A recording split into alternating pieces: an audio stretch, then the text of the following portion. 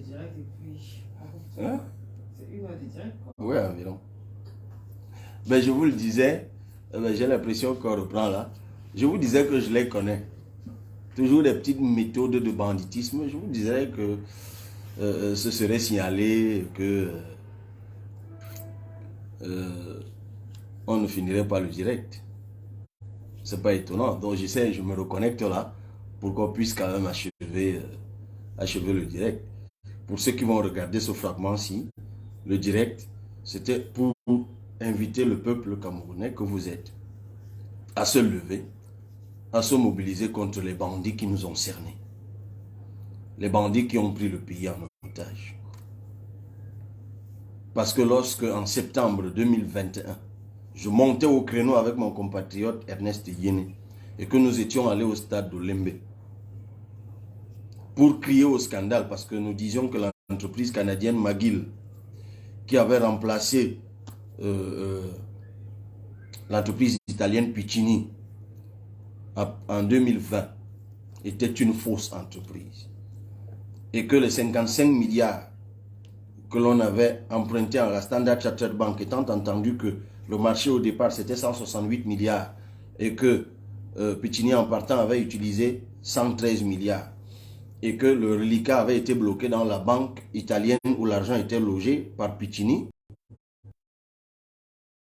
unilatéral du contrat par l'État du Cameroun, et que l'État du Cameroun, sur autorisation du président, via le MINPAD, s'était donc endetté de 55 milliards, faisant donc passer de toute façon le marché en lui-même de 163 à 168 milliards. Nous vous disions que cet argent était...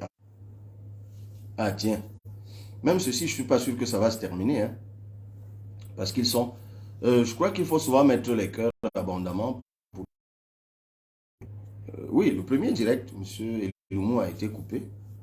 Donc là, le deuxième aussi, je crois, vient d'être coupé, mais je vois c'est revenu dans mon téléphone. Donc je crois qu'il faut mettre les cœurs, c'est ce qu'on dit souvent pour qu'on puisse terminer. Mais bon, moi, je vais partir d'ici quand j'en aurai envie. Hein.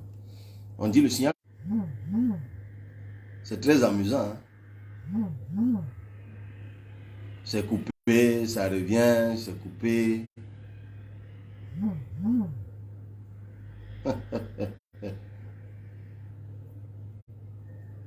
Hein? Oui, M. Mouktarou, il ne s'amuse pas. Hein. Il ne s'amuse pas.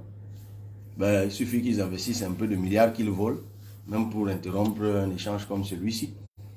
Après, ils vous diront que Facebook n'est rien.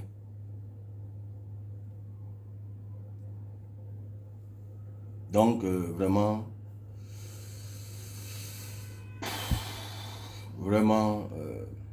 c'est juste pas possible. C'est juste pas croyable. Donc, chers compatriotes, on va y mettre un terme. Ça fait quand même environ 1 heure. Ça va faire 1 heure dans 5 minutes que nous parlons de cette affaire. Donc, je vous disais que tout ce que nous préconisons, c'est que le ministre des Sports démissionne immédiatement. Qu'il démissionne immédiatement. Et lui-même, et toute sa task force, et qu'il arrête d'écrire au Premier ministre. Parce que pendant qu'il se gobergeait dans cette affaire, ou pendant qu'il cautionnait et couvrait ce banditisme, il n'écrivait pas au Premier ministre. Qu'il écrive à la task force. Et que lui-même et sa task force, ou sa task force et son ministre, je ne sais pas, ils sont tous là-dedans, qu'il démissionne. Et que le président de la République, s'il ne démissionne pas, les démissionne, les débarque et les met en prison. Et qu'il rende compte. Peut-être n'ont-ils pas volé. Peut-être. Puisque de toute façon, c'est l'entreprise, c'est McGill. De toute façon, ils diront qu'ils n'ont pas volé. Il y a raison, hein, par ailleurs. Donc, le mieux qu'on puisse faire, c'est au moins qu'on nous les enlève. C'est une sorte de... ce sera au moins une initiative de salubrité publique. Voilà. Au moins de salubrité. C'est-à-dire qu'on nous dégage ces gens de notre vue. Et comme il sait souvent les recycler, le président Biya, il sait comment il recycle ces bandits-là. Certains, il les nomme ambassadeurs, ou je ne sais pas trop, dans des pays ombrageux, qu'il les y envoie. Vraiment qu'il les y envoie. Parce que c'est de la moquerie, de la pure jactance et de la provocation que de les maintenir là. Parce que oui, aujourd'hui, je ne suis pas le tribunal, je ne suis pas juge. Je ne peux pas dire qu'il y a volé quoi. Mais toujours est-il qu'il y a eu vol par McGill. Et tous ceux qui ont couvert McGill sont complices. Puisque lorsque j'alertais, c'est eux qui m'insultaient. C'est eux qui me faisaient insulter. Je ne suis pas en train de régler un compte. Mais je veux dire qu'en brouillant le signal d'alerte que Ernest Yene et moi avons lancé, mais ça contribue à une seule chose, à couvrir le banditisme, le grand banditisme, donc à se constituer complice. C'est tout. Sur le fameux match contre le Malawi, lorsque nous l'avons dit à l'époque, qu'est-ce qu'on ne nous a pas dit? Ce match a bien failli ne pas se tenir. Si les sous-traitants n'y avaient pas travaillé 2 ou 3 jours, de nuit comme de jour. Mais après, on a vu ces gens se pavaner avec McGill là-bas. Maintenant, on nous dit que McGill a pris de l'argent, mais n'a jamais rien foutu. Et a travaillé avec le matériel, oui, mais ce matériel, on sait où c'est parti. Une bonne partie de ce matériel a servi à construire les maisons des gens, est stocké dans les maisons des gens. On sait de qui il s'agit. Hein. Je vous ai dit, méfiez-vous, quand je parle de cette affaire. On sait de qui il s'agit. On sait.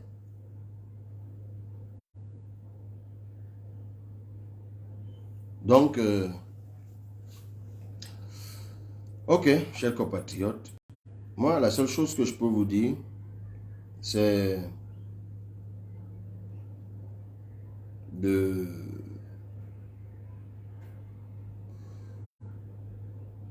simplement de vous mobiliser et de vous inscrire massivement sur les listes électorales. C'est tout. C'est tout ce que moi, je peux vous dire. Bon, voilà ce que moi je pouvais dire. C'est ce que moi je pouvais dire. Inscrivez-vous massivement sur les listes électorales. Et en 2025, dégageons ces gens. Sans le moindre ménagement. Enfin, si je suis toujours là. Parce que je sais que je ne le dis pas pour inquiéter ou quoi que ce soit, mais je sais que dans leur plan de succession, il faudra autant que faire se peut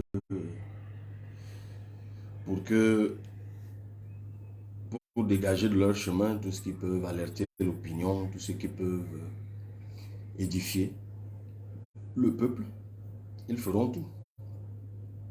Mais il faut les dégager en 2025. C'est tout ce que nous puissions faire. Hein. Je rappelle que le président Biya a été proclamé élu en 2018. Donc, son mandat s'achève en 2025. Donc, si nous voulons le changement, c'est en 2025. Il n'y a rien d'autre à faire. Donc, moi, je ne veux pas vous préconiser autre chose. Hein. Je vous dis que la révolution, c'est par les urnes. L'insurrection, c'est par les urnes. Je vous le dis. Ceux qui peuvent m'écouter, qu'ils m'écoutent. Ils verront. C'est par les urnes. C'est là leur point faible. Les urnes. C'est là. Contrairement à ce que vous croyez. Parce que beaucoup de gens pensent que leur force, c'est le système électoral. C'est l'inverse. C'est de l'épouvantail. Ils vous donnent l'impression que... Non, ils sont plutôt forts ailleurs. Si vous essayez par la rue, moi je vous dis ce que je pense. Hein. Vous essayez par la rue. Les Camerounais ont été tellement découragés et la précarité met tellement les Camerounais à vivre au quotidien que beaucoup d'entre eux estiment que c'est périlleux, effectivement, de prendre leur temps et de se jeter dans la rue. C'est comme se jeter dans la gueule du lion. Ceux qui ont essayé, pourquoi ça n'a pas marché jusqu'ici? Parce que justement, il y a beaucoup de choses qui font que ça ne puisse pas marcher. Donc, il faut préparer tout ça. La rue, ça se prépare. C'est pas là-bas qu'il faut aller. Ce n'est pas les coups d'État, ce n'est pas tout ce que vous pouvez vous imaginer là. Non, non. C'est le jour du vote. C'est le bulletin de vote. Hier encore, je suivais des gens. Il y a des gens qui insistent sur cette affaire.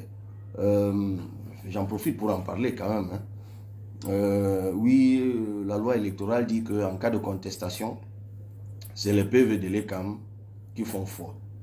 Oui, c'est écrit dans la loi. Mais je vous dis que toutes les lois du monde ont cette disposition. Il faut bien que des PV fassent foi en cas de contestation. Il faut bien qu'un PV serve de référence en cas de contestation. Mais sinon, même juridiquement, comment ça peut se dénouer? Moi, je suis juriste, je réfléchis comme juriste. On vous dit que vous avez 3 documents qui se ressemblent et qu'il y a contestation. Alors, sur la base de quel document? Excusez-moi, je ne fais que recevoir un numéro de téléphone. Allô? Un appel. Allô? Oui, je suis en direct, hein, donc j'ai décroché étant en direct. J'imagine que tu m'appelles pour te rassurer que je vais bien. Je vais bien. Le direct n'a pas été coupé parce qu'on est venu m'arrêter, non. Ils font ça avec la technologie, il n'y a pas de souci. Je suis en train de passer en direct, donc si tu vas sur la page, tu vas trouver. Je crois, hein, je vois ça sur ma page, c'est vrai que je vois un certain nombre de choses figées. Ok. Donc, c'est pour ça, excusez-moi, j'ai dû décrocher en direct. Bon, c'est le direct de réalité.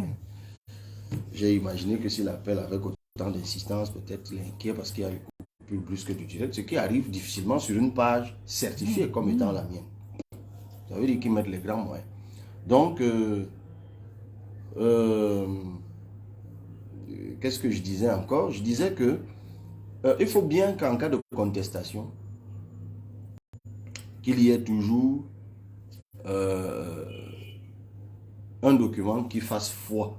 Qu'on dise, ok, voici le document de référence à partir duquel on va construire un contentieux. Et moi, je pose une question tous les jours. Montrez-moi une seule personne au Cameroun qui, dans une élection locale, une élection municipale, législative ou présidentielle, avait la totalité des PV ou même la majorité des PV. Parce que dans une circonscription qui a 10 PV, qui a 10 bureaux de vote, c'est un exemple que je prends, vous pourriez même ne pas avoir les 10 PV. Si vous en avez 6 ou 7, et que les 7 PV vous donnent 90% des suffrages, vous, même si on n'a pas les autres, c'est pour ça qu'on dit souvent, quand vous lisez les décisions de justice en matière de contentieux électoral, on dit souvent qu'on n'a pas d'éléments suffisants, même si vous avez donné des éléments qui sont probants. Mais parfois, le juge vous dit que c'est insuffisant pour changer le résultat final. Ça veut dire que si vous avez, sur une circonscription de 10 bureaux de vote, vous avez 7 PV, et qu'on regarde le nombre d'inscrits, parce qu'avant l'élection, on connaît le nombre d'inscrits qu'il y a dans chaque bureau de vote, et qu'on voit que même si dans les 3 autres bureaux de vote,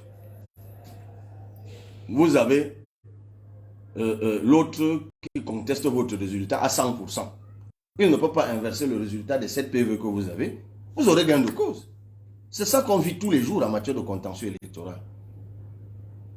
C'est ça la réalité de cette affaire.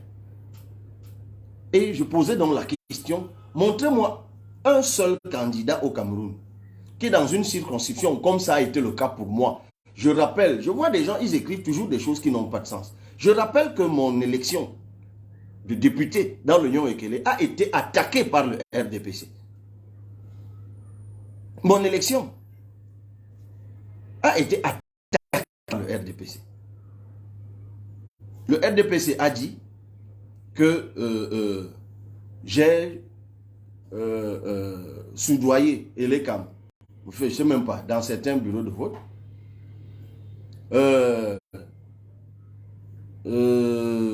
que j'avais corrompu des gens. Donc, je suis encore là. Donc, ils se battent pour couper. Mais j'ai dit, je ne termine ce direct que quand nous aurons décidé de le terminer. Donc, Alors, ils ont allégué un certain nombre de choses devant le juge constitutionnel. Mais il fallait être là pour voir. Notre collège d'avocats est arrivé dans cette affaire serein et même amusé. On leur a dit sortez les preuves de tout ce que vous racontez. Nous avions tous les PV. Et on les a simplement posés sur la table. Et tout le monde pouvait le voir. Personne ne pouvait changer quoi que ce soit. Et en le faisant en 2020, nous n'inventions pas la roue. L'UDC le fait dans le Noun depuis belle lurette. Donc arrêtez de cultiver la paresse. Arrêtez de cultiver la résignation. Non. Mettons-nous au travail. Dans une élection présidentielle, tous les candidats, autres que le candidat du pouvoir, peuvent s'organiser. Si un seul ne peut pas le supporter, peuvent s'organiser. Je rappelle qu'on a fait une petite addition. S'il faut mettre 10 000 par représentant dans un bureau de vote, si vous faites, je dis bien 10 000 francs CFA, si vous faites 10 000 francs CFA, j'ai la calculatrice devant moi, si vous faites 10 000 francs CFA, parce que 10 000 fois, disons 30 000 bureaux de vote, ça fait 300 millions de francs CFA. Si vous faites 300 millions divisé par 1000 francs, ça fait 300 000 personnes qui doivent donner 1000 francs. C'est tout. S'il faut donner 2000, 300 millions divisé par 2000, ça fait 15 000 personnes qui doivent donner 2000 francs CFA pour que nous ayons de quoi financer le casse-croûte de ceux qui seront dans les bureaux de vote. 15 000 personnes. 15 000. Seulement sur cette page, je suis à plus de 100 000 abonnés. Là, sur cette page, Cabral Libye. Donc 15 000 parmi ces 100 000 n'ont qu'à donner 2000 francs CFA, 4 euros, 4 dollars. Et nous avons les 300 000 qu'il nous faut pour surveiller le vote. C'est parce que dans cette affaire, chacun ne veut pas faire sa part. Et c'est pour ça que ceux qui sont en train de voler se préparent à venir encore passer. Parce qu'à eux seuls, comme la frappe qu'ils viennent de faire, là, de la canne, beaucoup d'entre eux seulement, ceux qui sont dans le... Parce que j'imagine que McGill reversait à certaines personnes. Certains là ont eu 2 ou 3 fois ce qu'il faut pour surveiller le vote. Donc vous n'avez pas le choix. Nous, individuellement, puis on ne peut rien contre eux. Mais collectivement, on peut. C'est tout. C'est tout. C'est tout. Il faut se donner les moyens. Il faut se donner les moyens. On sait comment ils gagnent depuis 92. Même les inscriptions, là, de vous à moi. Et les CAM, malheureusement, n'a pas l'argent pour changer les machines qui sont en panne. C'est l'État qui doit donner cet argent. Allez savoir pourquoi on ne veut pas que les machines soient remplacées. Allez savoir. Dans la diaspora, c'est ce que moi je dis à mes compatriotes de la diaspora. Moi j'aime bien parce que là-bas ils ont la liberté, ils peuvent manifester plus facilement, ils ne courent pas le risque d'être battus sauvagement comme ici. Mais qu'ils enchaînent des manifestations devant les ambassades, demandant à s'inscrire sur les listes électorales. Personne ne peut leur en vouloir pour ça. Personne. Qu'ils organisent des sittings devant des ambassades. Ceux qui sont en capacité de s'inscrire et de voter. Donc, c'est possible. C'est possible. C'est possible. Je dis encore, c'est possible. Traitez-moi d'idéaliste, de rêveur, de tout ce que vous voulez. Je vous dis que c'est possible. Je l'ai déjà démontré. Et je mets au défi quiconque de me démontrer le contraire. Arrêtons nos affaires que nous faisons là. Nous allons à une élection. Nous ne sommes même pas capables, nous qui prétendons être les leaders les plus prépondérants, d'avoir la moitié des bureaux des PV de Yaoundé et de Douala. Si on ne peut pas déjà avoir la moitié de Yaoundé et de Douala, comment on aura celui de Guidigis? Comment on aura ceux de Mbankim? Comment? Ceux de Nguibassal, on les aura comment? Alors, soyons réalistes. Les gens, vous pensez qu'ils volent comme ça pour partir? Et que parce que vous êtes content, ils vont vous écrire un code électoral qui leur fait perdre des élections? Parce que vous êtes fâché, et avec tout l'argent qu'ils volent, Ils vont se lever un matin, ils vont vous construire un boulevard pour que vous entriez à Etoudi, vous les remplaciez, n'est-ce pas? Il faut réfléchir comme un gamin pour penser que cela est possible. Et vous pensez que si j'étais moi un pays étranger, une puissance étrangère, et si je pouvais obtenir de quelqu'un qui est au pouvoir les marchés et de tout ce que je veux, je me presserais de l'enlever du pouvoir? Continuez à aller pleurer à l'étranger. Nous sommes là, nous faisons comme si ça ne nous concerne pas. On passe le temps à crier, à raconter des choses. On fait des grosses démonstrations, comment ça ne sert à rien. Alors si ça ne sert à rien, mais passons à autre chose. Pourquoi on parle même? Puisque rien ne changera. Puisque rien ne se fera. Pourquoi on parle? Pourquoi on se bat même? Pourquoi vous êtes même là en train de m'écouter? Pourquoi vous n'allez pas comme d'autres changer la nationalité? Pourquoi? Pourquoi on s'intéresse même encore au Cameroun? Non. Non. Non. Non. Donc, chers compatriotes, c'est la clé. Moi, j'ai fait ce direct ce matin pour vous rappeler encore, pour bien faire remonter à vos narines la pourriture, c'est-à-dire que la puanteur de ce système. Oui. C'est pour ceux qui continuent à en douter de l'absolue nécessité, du caractère indispensable de l'alternance en 2025. C'est pour ça, moi, je ne m'arrêterai pas. Hein. J'en vois là, comme d'habitude, qui sont en train d'insulter, de raconter des inepties comme d'habitude. C'est leur droit. Mais moi, je pense que parmi ceux qui écoutent, il y en a qui sont sérieux. Et ils sont plus nombreux, ceux qui sont sérieux. Et je compte sur vous pour relayer le message. Dans vos villages, dans vos maisons, dans vos quartiers, dans vos lieux de résidence, partout. Qu'il n'y ait pas un voisin qui n'est pas inscrit sur une liste électorale. Qu'il n'y ait pas un seul Camerounais de 20 ans révolu. Oui, on a un problème de CNI, je le sais. Mais vous croyez qui est fou? Moi, je suis déjà allé à la police plusieurs fois pour qu'on me donne le chiffre, le nombre de Camerounais total ayant des CNI. Je vous mets au défi, trouvez-moi ce chiffre.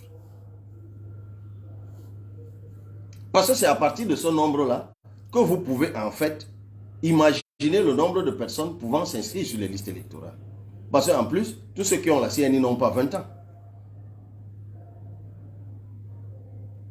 Personne n'a ce chiffre. Je vous mets au défi. Il y a un groupuscule qui a ce chiffre. Et si ce chiffre évolue brutalement et rapidement, avec la campagne que nous menons, le nombre d'inscrits pourrait aussi augmenter brutalement. Vous comprenez maintenant? Parce que si je vous disais un matin que la question des cartes est liée à la question électorale, qui elle-même est liée à la question des machines de l'ECAM qui sont gâtées, qui elle-même est liée aux ambassades qui se ferment les portes, vous comprendrez. Et tout ça concourt à une seule démonstration. Ils ont peur de l'élection, messieurs et mesdames. C'est de ça qu'ils ont peur. C'est leur ventre mou, c'est leur point de faiblesse, c'est leur tendon d'Achille. Et vous, pendant ce temps, vous tombez dans le piège. Vous réussissez vous-même à faire l'aveu et à propager que ce qui fait leur faiblesse fait leur force. Mon Dieu, c'est comme un envoûtement. Si le vote ne servait à rien, pourquoi eux, ils se battent pour que les gens s'inscrivent? Pourquoi ils vont même jusqu'à faire inscrire des mineurs? Je vous disais à Canal de l'autre jour que j'en ai amené quelqu'un. J'en ai amené un qui a une double identité aujourd'hui parce qu'étant mineur, on lui avait fait faire une fausse carte d'identité pour lui donner une carte de lecteur. Maintenant, il est bloqué.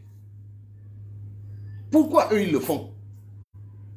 En principe, c'est même des choses que c'est l'opposition. C'est-à-dire, oui, ce que je dis n'est pas moral. Mais en réalité, c'est même l'opposition qui devrait faire inscrire des gens frénétiquement, se battre même pour que les mineurs s'inscrivent. C'est l'opposition. Mais c'est curieusement ceux qui sont au pouvoir et qui se battent pour y demeurer, qui fournissent tous ces efforts. Et nous, qu'est-ce qu'on fait? On fait de grosses démonstrations, étant assis dans nos fauteuils. Il y a des gens qui m'enseignent la loi. Enfin, je prétends pas qu'on ne puisse pas m'enseigner. Mais quand quelqu'un me parle d'un article du code électoral qui dit que seul le peuple de l'État me fait faux. Et c'est à moi qu'il dit ça. Et en me disant ça, il pense qu'il m'impressionne. Parce qu'il n'imagine pas un seul instant qu'avant de mettre tout ceci en place, j'ai quand même lu ça. Et que j'ai même vérifié des codes électoraux dans d'autres pays. Et que j'ai même pu voir comment les gens ont contourné ça. Vous croyez que George Weah est devenu président comment au Libéria? J'y étais, j'ai travaillé avec ses équipes. Vous blaguez? Vous croyez qu'au Sénégal, ça se passe comment? Les gens sont alignés devant les bureaux de vote dès 6 heures. Vous croyez qu'Ousmane Sonko gagne les élections comment au Sénégal? Et je le dis encore, vous n'êtes même pas obligé de voter pour moi. Alignez-vous à 6 heures, mais votez pour votre candidat. Je ne vous dis pas qu'une fois que vous aurez une carte d'électeur, quand le jour du vote, vous n'aurez que le bulletin de vote de Cabral Libi. Non. Mais si vous voulez continuer avec ce que vous faites, vous avez 3000 personnes qui marchent à Washington pour contester les résultats d'élection au Cameroun, alors qu'il y avait 81 inscrits. Continuez. En Allemagne, il y avait 900 inscrits. Les gens bavardent à longueur de journée. En France, 600 bavardent. En Belgique, l'autre jour au niveau de l'ambassade de Belgique, je me renseignais encore, il y a environ 20 000 Camerounais résidant en Belgique. Il y avait 260 inscrits. Bavardons. Construisons des théories. Parce que vos théories vont effrayer les voleurs, là. Avant Olembe et tout ça, ils ont volé, non? Il y en a même qui sont en prison, non? Ils vont continuer à voler. Ça veut dire que la prison ne leur fait pas peur. D'ailleurs, il y en a qui sortent maintenant et qui vont en prison, sortent galamment, et on les voit reprendre leur vie tout à fait normale, suivre des chantiers. Après tout, passer une dizaine d'années en prison quand on a 50 milliards. Je ne dis pas qu'il y a une seule personne qui a volé les 50 milliards, mais en fait, c'est à réfléchir. Hein? Et vous croyez que qui souffre de tout ça? Oui, ouais, je confirme, président, ce que vous dites. Parce que j'ai vécu cette situation dans mon arrondissement de Bankim. Ma nièce a été victime de cette situation, elle n'avait pas l'âge de voter. Voilà. Mais elle a eu une carte, une CNI, je confirme. Ah. Mais vous pensez vraiment, chers compatriotes, que tout ce que je vous dis là, je ne suis qu'un illuminé? Vous pensez vraiment que tout le temps que je passe à parcourir le Cameroun, c'est pour rien? Ce n'est pas seulement pour ce que vous voyez qu'on publie hein, sur les médias. Je discute avec des gens. J'échange avec des gens. Même les plus insoupçonnés. Même parfois des gens qui ont œuvré à la fraude. Qui aujourd'hui me disent qu'ils le regrettent. Et me disent comment ils ont procédé. Et me disent comment il faut faire pour contourner ça. Si moi je vous dis aujourd'hui que des barons du RDPC m'ont avoué que quand j'ai lancé l'opération 11 millions en 2017, ils étaient très inquiets. Très inquiets. Ils étaient sérieusement stressés. Et que lorsqu'ils se sont rendus compte que les gens ne m'écoutaient pas, ils ont compris que ça ne servait à rien. Que rien ne leur arrive. Rien ne peut empêcher ça. Rien. Et ne me parlez pas de ceux qui n'ont pas de CNI. Je vous ai dit que, d'ailleurs, qui porte la cause des CNI au Cameroun? Ce n'est pas nous. C'est nous. C'est Anne Fegono, ma porte-parole, vice-président du bureau politique, qui a lancé l'opération Je veux ma CNI. Si vous venez, je suis en train de faire ce direct dans mon bureau, si vous venez au siège du PCRN, au troisième étage de l'immeuble Baïga Center, en Colindongo, Carrefour Iptec, oui Anne, je te vois là. Mais vous trouverez des affiches de Je veux ma CNI ici partout. Montrez-moi qui d'autre a porté cette cause autant. Mais je vous dis que si seulement ceux qui avaient déjà les CNI même étaient tous inscrits, je comprendrais. Je vous ai dit qu'on vote, on s'inscrit à Elecam avec le récépissé. Ils en sont même déjà arrivés à Elecam à inscrire même les gens avec les récépissés périmés. Parce qu'au début, ils ne prenaient pas les périmés. Ils prennent même déjà les récépissés périmés. Dans chaque arrondissement du Cameroun, il y a une antenne Elecam. Chaque fois dans nos réseaux sociaux, on ne peut pas faire la magie. Si on pouvait trouver chaque citoyen chez lui et lui donner, et lui dire où se trouve l'antenne Elecam dans sa commune, on lui dirait. Mais on ne peut pas le faire. Mais sur nos pages, les réseaux sociaux, nous le disons, nous le faisons. Nous, on essaye de dire, on est même en train de réfléchir, parfois il faut aussi les moyens pour ça. C'est pour ça que je disais qu'on va mettre en place bientôt une commission permanente de levée de fonds pour tout ça. Parce qu'on s'est dit à un moment, il faut même qu'on fabrique pour chaque arrondissement un flyer particulier où on met le lieu de situation de l'ECAM et on distribue dans les villes. C'est-à-dire on distribue dans la rue. Pour que ça rappelle quand même aux gens. Parce que beaucoup de gens parfois habitent à côté de l'antenne l'ECAM mais ne savent pas. Et c'est tout à fait normal. Si vous êtes à Yaoundé 4, comme c'est le cas, je crois, ici nous sommes à Yaoundé 4, beaucoup de gens ne savent pas que l'antenne Elecam était même d'ailleurs à un autre endroit, se situe maintenant à côté de l'hôtel Fibi.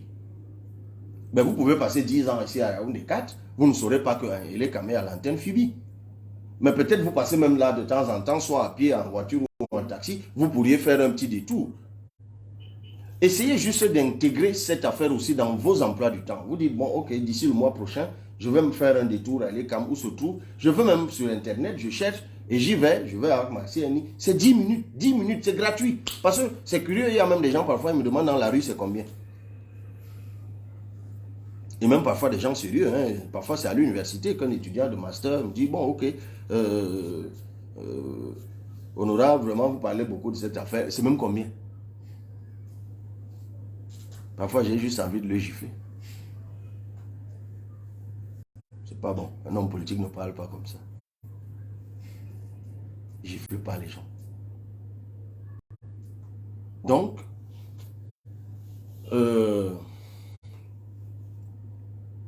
Monsieur Fufan, on a fait un grand meeting à Garouaboula et vous ne l'avez pas vu. Donc, Monsieur Fufan, allez déjà vous inscrire. Allez vous inscrire. Et votez même pour ceux qui font de plus grands meetings que nous. Mais votez quand même. Donc, ne faites pas diversion. Laissez tout ce qui n'a rien à voir. Donc, je finis ce direct maintenant. On a vaincu même ceux qui s'y allaient. On les a vaincus. Donc, ouais. Bon, quand je vais répondre là, après, je ne réponds pas. Je sais, vous êtes en train de me dire, vous, mes partisans, ne répondez pas, ne répondez pas. Je ne réponds pas. Je ne réponds pas. Donc, je suis très heureux d'être à l'Assemblée nationale. Je crois que c'est la seule chose pour laquelle je rendrai grâce à Dieu toute ma vie jusqu'à la fin de mes jours. Lorsqu'on fait de la politique, si on n'a pas la grâce d'être élu, on s'embrouille. C'est une grâce de recevoir l'onction du peuple. Moi, je n'ai pas triché, je n'ai pas volé, je n'ai pas fraudé. Je suis fier, je suis heureux d'avoir reçu la confiance de mon électorat d'Union Ekele, qui est ma circonscription où j'ai été élu. Ils m'ont fait confiance et ça, c'est une grâce. C'est un privilège d'être à l'Assemblée nationale. Et là-bas, je ne peux pas changer grand-chose, mais beaucoup d'entre vous aujourd'hui, vous n'êtes au courant de ce qui se passe là-bas que par mes sorties aussi.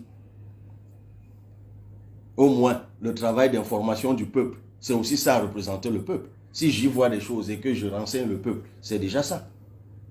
Et je crois que là-bas à l'Assemblée, le PCRN, mes 4 autres collègues, Roland Goïsi, Honorable Biba, Honorable Njib, et Nouran Foster, Nouran Foting, Asana, nous nous battons comme nous pouvons et nous donnons le meilleur de nous-mêmes. Nous faisons mieux que beaucoup d'autres députés qui sont allés là-bas avant nous. Et nous allons, je le sais, servir de référence à beaucoup d'autres députés qui viendront après nous.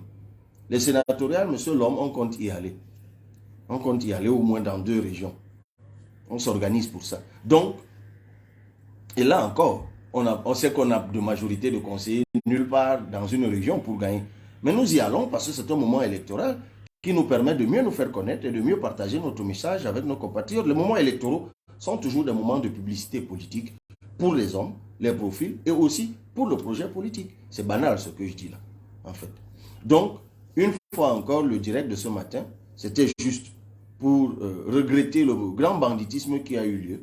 Mais c'est pas tard. On peut toujours, le président a dit que tous vont rendre compte. Donc, qu'ils les débarquent s'ils ne veulent pas démissionner. Je dis bien le MINSEP et sa task force. S'ils ne veulent pas démissionner, que le président de la République nous les débarque, nous les dégage et leur demande de s'expliquer, puisqu'ils doivent rendre compte, comment ils ont pu couvrir McGill pour que McGill volent autant d'argent au Cameroun et se moquent autant des Camerounais.